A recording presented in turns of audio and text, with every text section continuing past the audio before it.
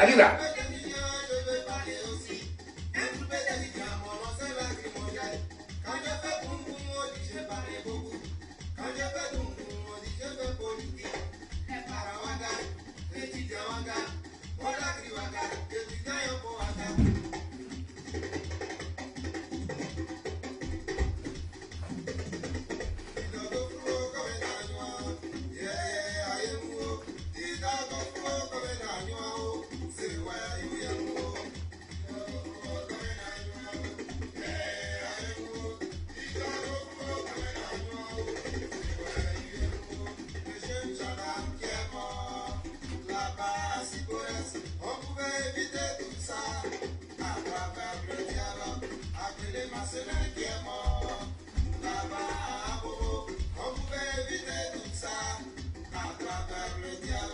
Oui, on pouvait éviter tout ça avec le dialogue.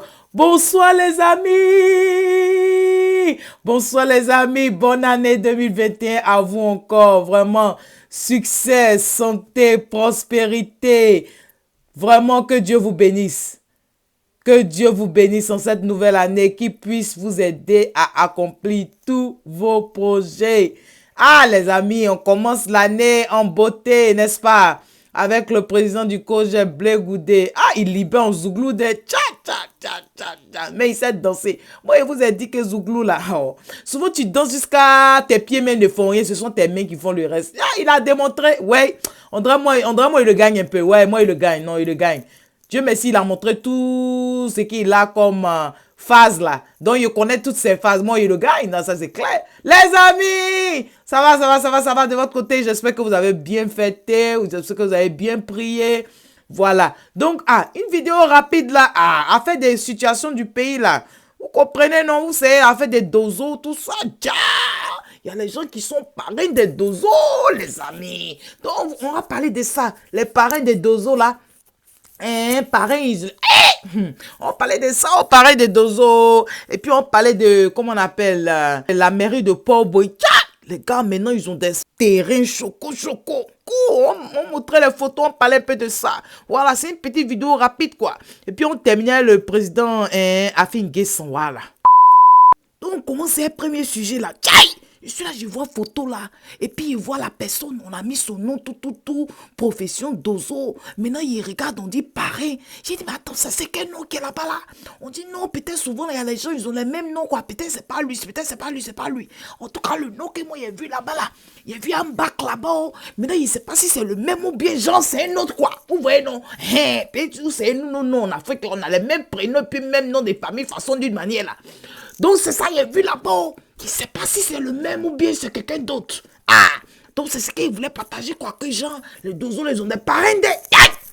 Ils ont les parrains de chez parrains. Ok, moi, j'ai fini de faire mon affairage. C'est que si on s'en va maintenant à Port-Bouy.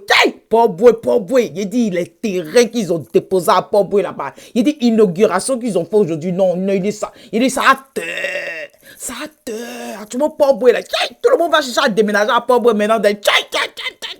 Qui est fou. Il dit les stades choco. Attendez, vous lisez les différents stades qu'ils ont fait là. Non. Félicitations au docteur Emou Sylvestre. Ouais. Non, il dit, moi, la partie même qui m'a plu la même là. C'est le fait qu'il ait fait différents terrains. C'est-à-dire, toi qui as joué basket où tu joues. Toi qui as joué handball où tu joues. Toi qui as joué maracana où tu joues. Toi qui as joué volleyball où tu joues. C'est-à-dire qu'il n'a pas fait de discrimination, quoi. C'est-à-dire, nous autres qui aimons voler là, on est devant. On joue propre. Et puis, il n'y a rien. Ça chauffe pas. Oui, non? Maintenant, nos gens aussi, nos petits frères, nos enfants qui aiment maracana là, ils sont devant. Vous voyez, non? Donc, c'est propre. Il n'y a pas de discrimination, quoi. Donc, vraiment, félicitations, docteur Emou. Ouais, félicitations. Mais moi, c'est les noms même des différents terrains. Là. Attendez, je vous dis ça. Donc, comme je dis là, l'inauguration, c'était de 4 terrains omnisports. Voilà. Donc, il s'agit de Vridi Cité, Cité policière, quartier Espoir et la place Laurent Gbagbo. Donc, le terrain de Vridi Cité là, ça a été baptisé terrain omnisport Laurent Gbagbo. Voilà. Maintenant, le deuxième terrain, voilà, le terrain de la cité policière a été baptisé terrain omnisport Olivier Capot. Maintenant, le troisième terrain du quartier Espoir là a été baptisé terrain omnisport Aïzan Moïse. Et le dernier terrain, le terrain de la place Laurent Gbagbo, a été baptisé Naonou Boulou Camille.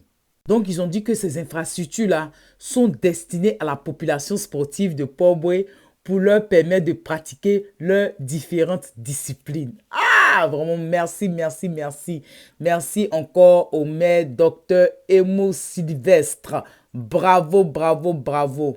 Maman Akaangui, là où elle doit être fière de toi. Vraiment, tu es en train d'abattre un travail remarquable. Bravo, bravo, bravo, bravo. Et en tout cas, vraiment bravo. Parce que ça a fait des terrains de basket, de handball, de maracana et de volleyball. Il n'y a pas son deux. Mais c'est-à-dire que les enfants, même les jeunes, voilà, et même les adultes, vont s'épanouir. Parce que le sport, ça te permet de réfléchir, ça te permet de déstresser.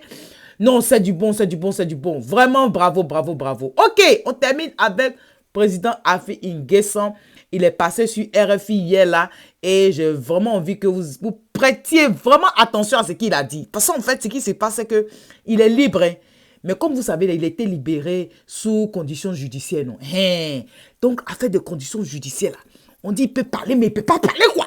Vous voyez, non, il y a des mots, il ne peut pas dire. Donc, vous allez écouter, ne soyez pas choqués par souvent les réponses qu'il va donner là. Parce qu'en fait, il a scotch sur sa bouche. Hein. Il peut parler, mais il ne peut pas parler. Il est libre, mais il est en prison à ciel ouvert, quoi. Vous comprenez, non? C'est-à-dire qu'il est libre, mais il n'est pas libre. Donc, écoutez-le et puis on termine la vidéo. À tout à l'heure. D'abord, les conditions d'arrestation ont été très compliquées, rocambolesques. On est passé tout près de, je dirais, de la mort. Ensuite, la détention à la direction de la surveillance du territoire, la DST, pendant 60 heures sans voir le jour, c'était pas facile. Mais après, lorsque j'ai été présenté au procureur et qu'on m'a transféré par la suite à l'école de gendarmerie, je dois reconnaître que là-bas, les autorités de l'école, tout comme les gendarmes qui étaient commis à ma surveillance, ont été corrects. En tout cas, je voudrais vraiment témoigner que l'école de gendarmerie a été professionnelle et que je n'ai pas eu à subir de torture ni de quelque maltraitance que ce soit. C'est le juge d'instruction de la cellule spéciale qui a ordonné votre libération. Il vous maintient sous contrôle judiciaire. Comment est-ce que vous analysez cette libération après 2 mois de détention? Évidemment, nous sommes dans un procès politique, dans une détention politique, donc c'est toujours le politique qui a le dernier mot. Il faut situer donc cette libération-là dans le cadre donc du dialogue politique pour essayer d'apaiser l'environnement sociopolitique, de normaliser la vie politique en Côte d'Ivoire et puis de relancer le processus démocratique. Et donc c'est vraiment par rapport à cela qu'il faut que on apprécie ma libération. Je voudrais donc en profiter pour dire infiniment merci au président Henri Konan Bédié, président de la plateforme, ainsi qu'à tous les leaders de l'opposition qui sont restés fermes sur cette nécessité de libérer les prisonniers politiques pour pouvoir relancer le dialogue. Rendre hommage à la mémoire de tous ceux qui sont tombés au cours de ces tristes événements, parce qu'il y a eu plus d'une centaine de morts liés à ces événements, des milliers de blessés, des dégâts matériels énormes. Nous aurions pu faire l'économie de tout cela si nous avions accepté de nous asseoir autour d'une table pour discuter avant l'échéance électorale. Mais il n'est jamais trop tard pour bien faire. Le pays a encore besoin de paix, de réconciliation. Donc je salue cette initiative et j'espère que ce dialogue national, ce dialogue politique sera conduit avec sincérité, avec franchise. Toutes les questions qui divisent le pays pourront être abordées sans tabou et que pour une fois, les leaders politiques pourront s'accorder sur l'essentiel pour mettre fin définitivement à ces conflits électoraux interminables et fonder la paix et la stabilité en Côte d'Ivoire. Donc les recommandations qui sont issues de ce dialogue qui a eu lieu durant votre détention, elles vous semblent satisfaisantes pour une sortie de crise politique? Bon, le dialogue n'est pas fini puisque tous les acteurs politiques n'ont pas apposé leur signature au bas du rapport final. En tout état de cause, quels que soient les résultats auxquels nous allons aboutir, il faut savoir qu'il y a beaucoup de problèmes encore à régler et qu'il faudrait continuer à maintenir le dialogue avec le gouvernement. Et quels problèmes, selon vous, sont à régler d'urgence?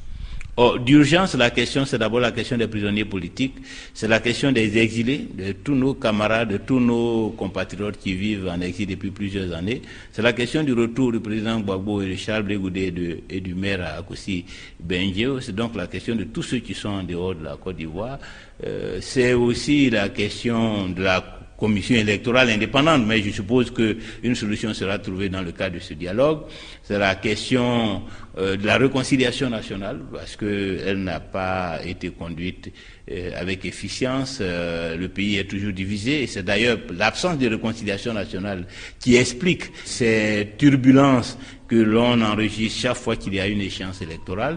Et à travers la question de la réconciliation nationale, il y a la refondation du contrat social, c'est-à-dire une constitution consensuelle, des règles électorales qui prennent en compte les réalités sociopolitiques nationales. Et c'est pour cela que nous-mêmes, à l'époque, nous avons et que nous continuons d'appeler à l'organisation des États généraux de la République. Vous avez rencontré, au lendemain de votre libération, le président du PDCI, Henri Konan Bédié.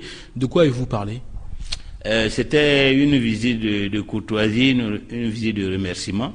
Vous savez que nous avons conduit cette bataille et nous continuons de conduire cette bataille dans le cadre de la plateforme des partis politiques de l'opposition et dirigée par le président Henri Konan Bédié, puisque nous restons engagés dans la plateforme pour pouvoir faire face aux échéances à venir, en particulier la conclusion du dialogue politique, mais surtout la préparation des élections législatives à venir. Le Conseil national de transition que l'opposition avait créé au lendemain de l'élection présidentielle a été dissous par M. Bédié durant votre détention. Est-ce à dire que désormais l'opposition et donc le FPI reconnaissent la victoire et la réélection de M. Alassane Ouattara? Bon, vous savez, c'est une question qui relève du procès à l'heure actuelle, et comme je suis astreint à l'obligation de réserve sur tout ce qui touche à la crise électorale, bon, je préfère ne pas aborder ce sujet, mais sachez que tout ce qui se fait dans le cadre de la plateforme de l'opposition engage l'ensemble des partis politiques de l'opposition. Les législatives sont prévues pour le 6 mars. Il y a aussi donc la branche FPI qui est soutenue par l'ex-président M. Laurent Gbagbo. Après des années de boycott, ils annoncent qu'ils vont participer à ces élections législatives. Qu'est-ce que ça veut dire pour le FPI? Est-ce que donc la réunification est inévitable, même à marche forcée? Mais nous nous félicitons de cette décision de nos camarades. Logiquement, nous devrions tous en tirer les conséquences. Si ce sont les élections qui nous ont divisés, maintenant que nous sommes d'accord sur les élections, nous devrions être d'accord pour aller ensemble à ces élections dans le cadre d'un FPI unifié. Et donc je crois que c'est l'équation que nous avons à régler, parce qu'il serait dommageable que nous allions à ces élections en rang dispersé, avec les risques de perdre des circonscriptions électorales. Pour ça, il faudrait donc que le président Laurent Gbagbo donne son accord, parce que ça dépend tout de même de lui. Il a reçu ses 2 passeports. Est-ce que ça veut dire que vous allez peut-être prochainement lui parler pour une réunification éventuelle pour les législatives de 2021? Nous n'avons jamais cessé de nous parler. Étant donné que nos amis ont fait cette annonce, c'est d'abord à eux vers eux qu'il faut aller pour en savoir davantage et voir qu'est-ce que nous faisons ensemble pour pouvoir maximiser nos chances, pour pouvoir donner au Front populaire ivoirien le maximum de députés. Pascal Affinguessan, merci. C'est moi qui vous remercie. Donc les amis, nous avons entendu non. Durant la fin de notre vidéo, c'est que sur les 5 commentaires, qu'en pensez-vous? Comme vous avez pu le constater là, l'opposition ira aux législatives. L'opposition est en train de chercher à se mettre ensemble pour pouvoir aller aux législatives et avoir le maximum de députés. Voilà. Maintenant, le dialogue national là continue, mais tout compte fait, ils ont toujours en tête et ils ont mis sur la table cette histoire de pouvoir s'assurer que les prisonniers politiques soient libérés, que les exilés puissent rentrer, qu'il y ait la réforme de la CEI. C'est-à-dire que tout est toujours sur la table. Donc, on attend leur rapport final là et on attend la suite, ok? Donc, voilà où nous sommes maintenant. Donc, ce qui est sûr, rien n'est encore perdu. On reste mobilisé, on reste à l'écoute. Oh, on y va! Vraiment, merci à vous pour votre soutien et bonne arrivée aux nouveaux. Merci aux anciens. Que Dieu vous bénisse. Bye bye.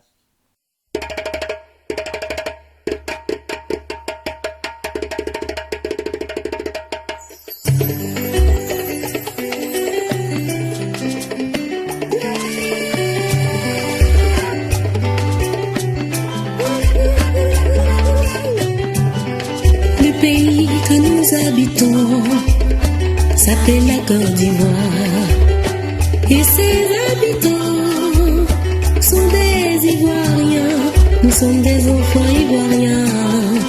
Enfants ivoiriens. Mambo, Oléléa.